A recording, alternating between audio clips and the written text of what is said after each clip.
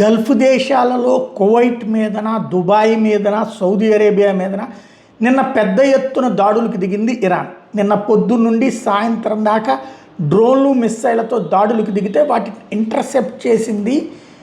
అటు పక్కన గల్ఫ్ దేశాలు ఇంటర్సెప్ట్ చేసినాయి, వాటిని దారిలోనే ధ్వంసం చేసినాయి. కొన్ని వ్యర్థాలు అక్కడ పడినటువంటి సందర్భంలో కొన్ని ప్రమాదాలు సంభవించినాయి.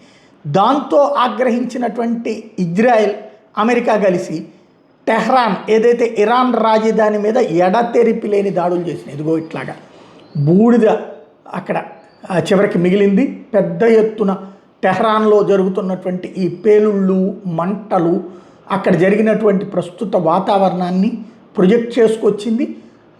అమెరికా, ఇజ్రాయెల్ ఈ వీడియోలను కూడా రిలీజ్ చేసినాయి. ఈవెన్ ఇరాన్ వాళ్ళు కూడా అంగీకరిస్తున్నారు, టెహ్రాన్లో రాజధానిలో పెను బీభత్సం చోటు చేసుకుందని అక్కడ వాళ్ళు కూడా చెప్తూ ఉన్నారు.